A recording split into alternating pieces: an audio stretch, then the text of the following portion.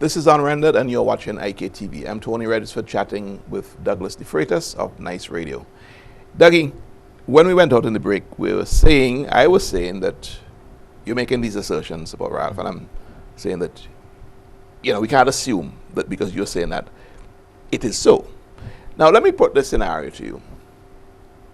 If what you are likening Ralph Gonsalves to, the other people who live in St. Vincent, who have voted in the last 3 elections, have actually elected him 3 times, and his government, rather. There is got to be some mismatch between the lens of Dougie DeFreitas and the way you see him and what we want to call the majority of the people. Why do you think there's that distance between your reading of Gonsalves and people who certainly, if they believed that Gonsalves was as you described, would not elect him? Why do you think there's such a mismatch? there's something that's called discernment. Yes. And one can discern differently than other persons.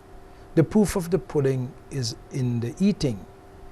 Because if you look at the history of the things that has happened politically in St. Vincent and the Grenadines, you would see that it is so. You, by law, have to pay taxes in this country. If you don't pay your taxes, you are in violation of the laws and you would be punished. But as a taxpayer, I have the right to participate in the economy of the country. And by virtue of you not supporting the regime that is in power now, you are disbarred from participating. You take my brother Marcus DeFreitas. His property was acquired. He tried to negotiate with the government, but he was a minister in the previous administration, and there was an argument between him and Ralph when he just got elected, and he swore that he will get even with him. And what he did, he acquired a place for 1/3 of the cost. The court say, pay the man his money, and to date, you can't get a settlement. You look at Bigger Biggs' situation. Bigger Biggs supported the Unity Labour Party, and he decided that he did not like what he was seeing, and for a company that has $10 million investment, 60 people working, similar like Marcus had 86 persons working, and you couldn't find a solution to a mining violation. That tells a story that your determination is that you either follow me or you do not exist. There are so many of this. Look, Nice Radio. From the moment that they got into office, it's 6 months within their getting into office, instructions were given that no national lottery advertisement should be placed at Nice Radio. No government advertisement to be placed. The only time you see they come there, it is when the prerequisites of the institutions that fund these things, they'll have to satisfy that, so they have to make sure that it happens. As you bring up Nice Radio, let's talk about that. And you have found yourself with some judgments that have gone against, you're implicated. They've gone against things that were said on Nice Radio, one by Matthew Thomas, and I believe he was reading from a newspaper. And I don't blame Matthew, because I myself was ignorant of that law that you cannot read from something that was published. There's an old saying, ignorance of the law is no excuse. Yeah, yes. I accept that. Then there's the issue of Junior Bacchus, that the ruling again went against him and Nice Radio, and that was the issue of Junior Bacchus claiming that Ralph was getting land on the cheap, I suppose, for his family, government, state lands. And there's also the issue with E.G. Lynch, with the famous trip that was taken to Rome to see the Pope, and E.G. was suggesting that, not suggesting, he was actually saying that the government paid for Ralph's family. He said should, but the court deemed it to mean that. The fact about it is that the judicial system has acted out and offered a judgment against you and in favor of the Prime Minister? It's my personal opinion and my belief that we have a flawed judicial system. Are you saying that because it has gone against you? No. It says because of a Privy Council ruling. There is a Privy Council ruling in Antigua that the precedents, the ruling was set already, that those who foretell or foretell, whether in the electronic media or print media, not having information, can speak half-truths, even lies. Even Prime Minister Gonsalves said in one of his application to the court that they have a right to lie. In the interest of the public, this is not in private matter. This is in the interest of the public. Prime Minister Gonsalves is not a private citizen. He is Prime Minister Gonsalves. From the moment he was elected, he is Prime Minister Gonsalves, and until he demit office, he is Prime Minister Gonsalves. He is the public figure. And the ruling from the Privy Council spoke to that issue, and basically I would say rule in my favor. The difficulty that I have is that no judge within this jurisdiction accept that as my defense. Not that they don't accept it as the Privy Council ruling, but they're saying, hey, we don't want to touch that. And I believe that the judges don't want to offend prime ministers of the region because they appoint the Judicial and Services Commission, who then appoint the judges. So they say, okay, well, since the Privy Council ruled on this matter already, let's send it back to them. But it's a financially prohibitive area to go with a station that earns $30,000 a month. Dougie, you're saying, and I want to get this very straight, that the Privy Council gives the media the right to lie or tell half-truths, and as you say, in the interests of the public, to tell lies on public figures. Now, I find that very hard to swallow. Yes, very, very incorrigible and extremely difficult to swallow. Let's take the scenario. Sinclair Leacock is a public figure. Daniel Cummins is a public figure. I am supposedly a media practitioner, and I suppose on this very program I offer something that is a known lie about Daniel Cummins or Sinclair Leacock.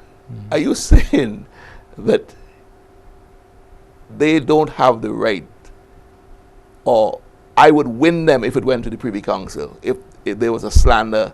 I believe if you go to the Privy Council, yes, you'd win them because they are public figures.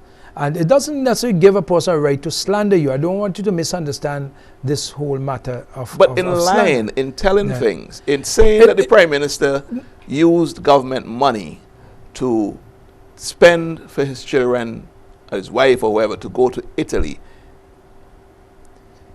The fact that that was a lie. I am not a lawyer, so but yes, if you want to extract information from the government service, it is almost impossible. They won't give it to you. Right. Simply, I call the police. I say, they had a debt at Argyle. I would like to, this is Dougie DeFreitas from Nice Radio. I call and I want to know if you have a debt. Oh, I don't have any information for you. They are very selective on who they give information to. If you go to the Treasury and say, could I get some information, this was paid, they would say, this is not the avenue in which you could extract that. Yes. So, Privy Council's ruling that this is a public matter. But this is not a private matter that you are attacking Sinclair Leacock. Yes. Who was a member of parliament. This man is the Prime Minister of St. Vincent and the Grenadines.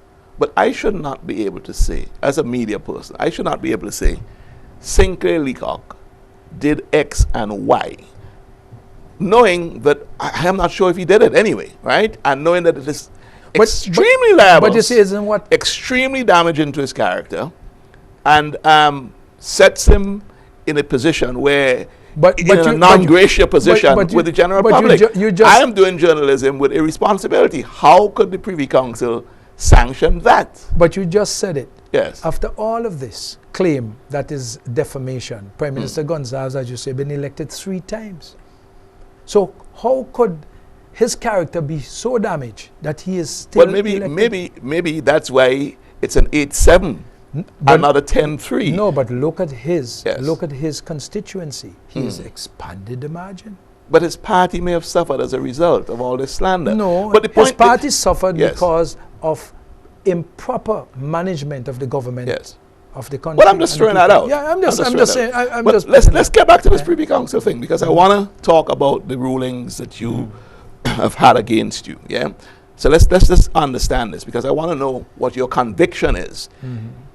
Is Dougie DeFreitas in some sort of remorse about what happened, or is Dougie standing up and thinking that although the court has ruled against Nice Radio, you're still in your right? You hold out that you are still right. Let me put it this way.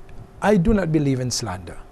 And I want to say that clear and straight. Anybody who listened to me would have heard me several times interjecting on the radio by telephone during call-in programs and say you should not say those things on the radio. I don't believe in slander. I'm saying the case took place. The difference is, and I want to show that the hypocrisy of Gonzalez and the Unity Labour Party. Other media houses have slandered Prime Minister Gonzalez.